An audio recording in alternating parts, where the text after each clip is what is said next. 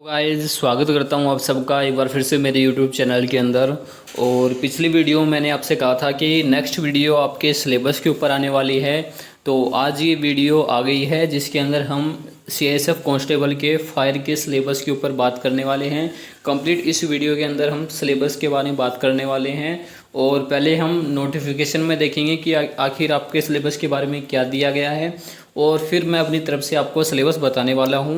Video शुरू करने से पहले मैं आपको बता देता हूं कि हमारे चैनल के ऊपर CISF की प्लेलिस्ट बनी हुई है जिसके ऊपर 3 वीडियो आ चुकी है, जिसमें आपकी जो प्रोफाइल और 2 वीडियो आपके फिजिकल के ऊपर भी है। अगर आपने वो वीडियो नहीं देखी है तो जाकर उसे भी देख सकते हैं। और अगर आप चैनल के ऊपर नए हैं तो चैनल को सब्सक्राइब जरूर कर लेना, ताकि जैसे ही नई वीडियो आएगी उसका नोटिफिकेशन सबसे पहले आपको मिल जाएगा। अब हम बात करते हैं CISF के सिलेबस के बारे में। तो गाइज़ आप सबको पता है कि जैसे SSC GD के अभी एग्ज़ाम हुआ है तो सेम टू सेम वही सिलेबस है। बस ये है कि वहाँ पर आपकी जो क्वालिफ़िकेशन थी वो 10th थी, तो वहाँ पर जो क्वेश्चन थे वो 10th लेवल के थे। यहाँ पर जो क्वालिफ़िकेशन है वो 12th है, तो इसलिए आपके जो क्वेश्चन के लेवल होंगे वो 12th बेस पर होने वाले हैं। अब मैं पहले आपको बताता हूँ कि आखिर नोटिफिकेशन के अंदर सिलेबस क्या दिया हुआ है। अगर नोटिफिकेशन की अगर बात करते हैं तो ये जो मैं आपको दिखा रहा हूँ ये आपकी नोटिफिकेशन में दिया गया है, वो मैं आपको दिखा रहा हूँ। आपकी नोटिफिकेशन में ये दिया हुआ है कि आपके 100 क्वेश्चन आने वाले हैं। ठीक है, सबसे पहली बात ये है। आपके नोटिफिकेशन में जो अगर सिलेबस की बात करते हैं तो बस आपका ये दिया गया है कि आपके रीजनिंग के 25 क्वेश्चन आने वाले हैं, GK के 25 क्वेश्चन आने वाले हैं, मैथ के 25 क्वेश्चन आने वाले हैं और इंग्लिश या हिंदी कोई भी एक आप लोगे उसके भी 25 क्वेश्चन आने वाले हैं। इस प्रकार से टोटल आपके 100 क्वेश्चन आने वाले हैं, जिसके लिए आपको 120 मिनट मिलने वाले हैं। बस आपके नोटिफिकेशन में बस इतना ही दिया गया है और कोई सेपरेट सिलेबस आपके पेपर में नहीं दिया गया है। ठीक है, तो आप ये अनुमान लगा सकते हो जैसे ये जो पेपर है आपका ये 12th बेस पे है। ठीक है, अब यहाँ पर क्या है कि जैसे एक 12th का एग्ज़ाम होता है, जैसे SSC उसके कांस्टेबल का एग्ज़ाम होता है, दिल्ली पुलिस में जैसे कांस्टेबल की वैकेंसी निकलती है ना, तो कांस्टेबल की जो वैकेंसी निकलती है सेम टू सेम वही सिलेबस है। या फिर SSC CHSL का भी एग्ज़ाम निकलता है, सेम टू सेम वही सिलेबस मान लो। बस ये है CHSL के अंदर आपकी एडवांस मैथ आती है, लेकिन यहाँ पर आपकी एडवांस मैथ देखने को नहीं मिलने वाली है। यहाँ पर आपका साफ साफ लिखा हुआ है एलिमेंट्री मैथमेटिक। एलिमेंट्री का मतलब होता है आपका जो मैथ आने वाला है वो बेसिक मैथ आने वाला है। यहाँ पर आपकी एडवांस मैथ नहीं आने वाली है। यहाँ पर आपकी जो अर्थमेटिक जो होती है वो सिंपल अर्थमेटिक। अगर आप SSC GD का सिलेबस भी चेक करते हो जाकर तो वहाँ पर भी आपका यही लिखा हुआ है एलिमेंट्री मैथमेटिक, यानी कि यहाँ पर आपकी मेंसुरेशन आने वाली है। इसके अलावा जो आपका एडवांस होता है वो नहीं आने वाला, जैसे जियोमेट्री वगैरह जो होते हैं वो सब नहीं आने वाले हैं। अब अगर आगे की बात करते हैं तो इसके अंदर दिया गया है कि आपकी इसके अंदर कोई भी नेगेटिव मार्किंग नहीं होने वाली है। There shall be no negative marking, यानी कि यहाँ पर आपकी नेगेटिव मार्किंग नहीं होने वाली है। तो ये एक आपको बेनिफिट मिल जाएगा कि यहाँ पर आपकी कोई नेगेटिव मार्किंग नहीं है। इससे आप 100 के 100 क्वेश्चन भी कर सकते हो। लेकिन SSC GD के अंदर जो वैकेंसी निकली थी वहाँ पर आपकी नेगेटिव मार्किंग थी, तो इसलिए स्टूडेंट 100 क्वेश्चन नहीं कर पा रहे थे। ठीक है, अब एक डाउट ये भी है कि सर हमारा एग्ज़ाम ऑनलाइन होगा कि ऑफलाइन होगा। देखो 2018 के अंदर जब पिछली बार इसका जब एग्ज़ाम हुआ था तो वो ऑफलाइन हुआ था। ठीक है, और इस बार भी नोटिफिकेशन में अच्छे से लिखा हुआ है कि आपका जो एग्ज़ाम है वो तो OMR बेस या फिर CBT, यानी कि या तो आपका एग्ज़ाम ऑफलाइन होगा या फिर ऑनलाइन। ये CISF के ऊपर डिपेंड करता है कि वो आपका एग्ज़ाम ऑफलाइन लेगा या ऑनलाइन, यानी आपका एग्ज़ाम कैसे भी हो सकता है, ऑफलाइन या ऑनलाइन भी।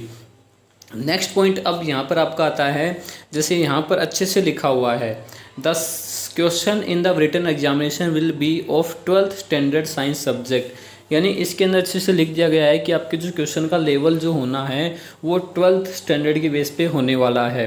ठीक है, जैसे आपके जो क्वेश्चन है चैप्टर है वो तो वही रहेंगे, लेकिन उनका जो लेवल है वो थोड़ा बढ़ा दिया जाएगा। जैसे आप SSC GD के अंदर जो क्वेश्चन आ रहे थे उनमें से आप डायरेक्ट आंसर निकाल पा रहे थे, लेकिन यहाँ पर क्या है जो लेवल है वो थोड़ा बढ़ा दिया जाएगा।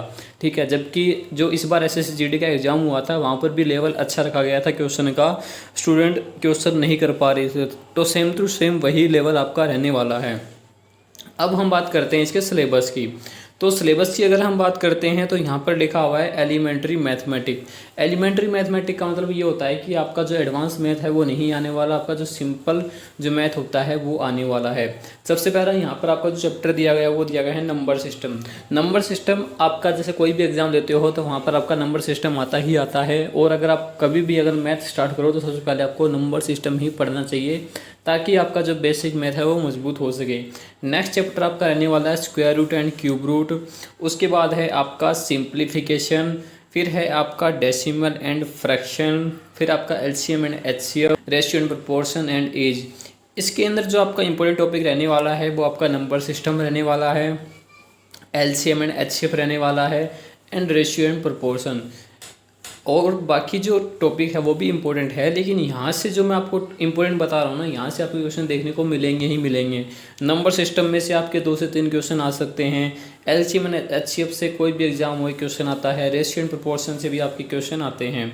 नेक्स्ट आपका है परसेंटेज। परसेंटेज तो सबसे ज़्यादा इंपॉर्टेंट है, कोई भी एग्जाम हो वहाँ पर आपको परसेंटेज क्वेश्चन मिल जाएगा।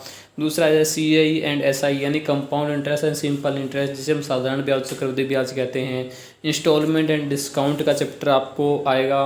Profit and loss, time and work and wages, pipe and system. तो ये सब जो मैं चैप्टर बता रहा हूँ ये आपके सिलेबस के अंदर है, इनको तो आपको पढ़ना ही पढ़ना है। नेक्स्ट है आपका टाइम एंड डिस्टेंस हो गया, बोट एंड स्ट्रीम, पार्टनरशिप हो गया, एवरेज हो गया, mixture and allegation, train, mensuration, statistics. ये सब जो चैप्टर है ये आपके आने वाले हैं, तो इनको तो आप कर ही लेना। जैसे एक ये जो चैप्टर है मेंसुरेशन, इसको अच्छे से कर लेना। यहाँ से एक भी क्वेश्चन आ सकता है और 2 से 3 से भी क्वेश्चन आ सकते हैं। ज़्यादातर स्टूडेंट क्या है इसी में ही मार खाते हैं। और अगर इनमें से कोई भी चैप्टर में अगर आपके डाउट हो तो मुझे बता देना, मैं उसके ऊपर एक वीडियो बना दूंगा, हाँ, जिससे आपको काफ़ी ज़्यादा मदद मिल जाएगी। नेक्स्ट आता है, ये तो आपका है मैथ का। अब नेक्स्ट आता है आपका हिंदी का। अब क्या है, या तो कोई स्टूडेंट इंग्लिश लेगा या हिंदी लेगा, तो जिन स्टूडेंट ने हिंदी ली होगी उनके लिए मैं ये यहाँ पर बता रहा हूँ, और जिसने भी अगर इंग्लिश ली हो ना तो नीचे कमेंट कर देना, उसके लिए मैं एक वीडियो बना दूंगा। इसके अंदर टॉपिक क्या है, जैसे आपका एक तो आने वाला है वाक्य शुद्धि, यानी जो आपका एक वाक्य दिया होता है उसके अंदर आपको शुद्ध करना होता है। जैसे उसके अंदर कुछ अशुद्धि होती है, एरर होता है, उसका आपको राइट करना होता है, सही करना होता है। फिर एक है शुद्ध वर्तनी। शुद्ध वर्तनी में क्या है, जैसे आपको एक सेंटेंस, एक वर्ड होगा, उसके अंदर क्या है आपको एरर बताना होता है कि कहाँ पर आपका गलती है। फिर है एक आपका रिक्त स्थानों की पूर्ति। रिक्त स्थानों की पूर्ति में क्या होता है, जैसे आपके रिक्त स्थान होते हैं उनको आपको भरना होता है। फिर एक है पर्यायवाची शब्द। पर्यायवाची में शब्द में क्या होता है, पर्यायवाची शब्द में जैसे सिमिलर वर्ड होते हैं उन्हें हम कहते हैं पर्यायवाची शब्द। एक होता है विलोम शब्द, एक आता है गद्यांश, जैसे पैराग्राफ होते हैं उनके आपको प्रश्न उत्तर देने होते हैं। ठीक है, हिंदी का सिलेबस आपका बहुत ही मतलब यूँ समझ लो 15 दिन का ही सिलेबस है। अगर आपका हो तो मैं उससे भी करवा दूंगा, ओनली 15 दिन लगेंगे और 15 दिन में आपका पूरा हिंदी का सिलेबस कंप्लीट हो जाएगा। अगर आप नीचे कमेंट करके कहोगे कि हाँ हमें हिंदी करवा दो, तो मैं 15 दिन के अंदर आपको हिंदी करवा दूंगा, और उसमें से यूँ समझ लो आपके 20 नंबर तो कहीं नहीं गए। ठीक है, नेक्स्ट है आपका वाक्य प्रतिस्थापन, फिर है मुहावरे एवं लोकोक्तियाँ, अनेक शब्दों के लिए एक शब्द, वाक्यांशों को उचित क्रम में सजाना, गद्यांश, खालिस्तान। तो ये सब हिंदी के इंपॉर्टेंट टॉपिक मैंने आपको बता दिए हैं। 25 में से यूँ समझ लो 23 से 24 क्वेश्चन आपको यहीं से ही देखने को मिल जाएंगे।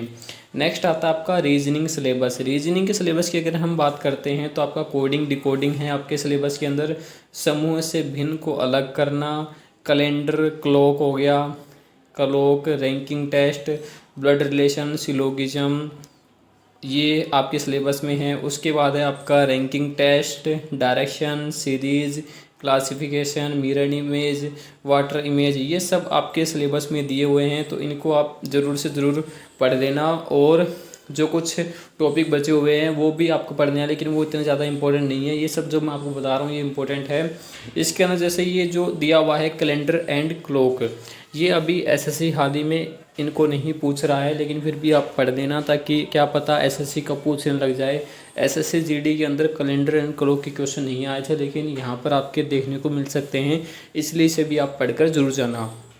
उसके बाद रीजनिंग के बाद हमारा आता है जीके। जीके की अगर मैं बात करूं तो जीके का एक मैं सेपरेट वीडियो बनाने वाला हूं, जिसके अंदर मैं कुछ आपको इंपॉर्टेंट टॉपिक बता दूंगा, बस आप वो पढ़ के चले जाना, वहीं से आपको क्वेश्चन देखने को मिल जाएंगे। जीके का तो ये है, जैसे 25 क्वेश्चन आते हैं तो 25 में से ज़्यादातर आपके जो क्वेश्चन होते हैं वो या तो होते हैं करंट अफेयर के या स्टैटिक जीके के। 25 में से यूँ समझ लो आपके 15 क्वेश्चन जो होते हैं ना, 25 में से 15 क्वेश्चन आपके करंट अफेयर और स्टैटिक जीके में से ही होते हैं, ठीक है। तो और बाकी जो 10 क्वेश्चन बचे हुए हैं ना, उनमें भी जो जीके होती है ना, जैसे हिस्ट्री, पॉलिटी हो गई, ज्योग्राफी हो गई, इनके क्वेश्चन बहुत कम ही देखने को मिलते हैं। लेकिन अब एग्ज़ाम सीएसएफ लेने वाली है, एसएससी तो है नहीं। अगर एसएससी एग्ज़ाम लेती तो कुछ और होता, सीएसएफ ले रही है तो वो हर प्रकार से क्वेश्चन पूछेगी, हिस्ट्री के भी होंगे, ज्योग्राफी के भी होंगे, सब कुछ वहाँ पर आपको देखने को मिलेंगे। इसलिए आपको सारा सब कुछ पढ़ के जाना पड़ेगा। जैसे आप देख सकते हो, हिस्ट्री, एंशियंट, मेडिवल, मॉडर्न हो गया, पॉलिटी, ज्योग्राफी। पॉलिटी के क्वेश्चन आपको सबसे ज़्यादा देखने को मिलते हैं। इकोनॉमिक्स के भी अब क्वेश्चन पूछे जाने लगे हैं। स्टैटिक जीके के तो सबसे ज़्यादा क्वेश्चन आपको मिलेंगे ही मिलेंगे। और करंट अफेयर के भी आपको क्वेश्चन देखने को मिल जाएंगे। और मैं इसकी एक सेपरेट वीडियो भी लाने वाला हूँ। तो ये मैंने कुछ पिक थे वो आपको बता दिए हैं। और अगर कुछ डाउट हो तो मुझे नीचे कमेंट करके पूछ लेना, और कुछ सजेशन हो तो भी मुझे दे देना। और अगर कोई टॉपिक अगर आपको समझ में नहीं आ रहा है तो मुझे कमेंट कर देना। और नेक्स्ट वीडियो में मैं इसके ट्रेनिंग के बारे में बताने वाला हूँ। और चैनल के ऊपर नए हैं तो चैनल को सब्सक्राइब जरूर कर लेना। मिलते हैं नेक्स्ट वीडियो के अंदर। जय हिंद, जय भारत।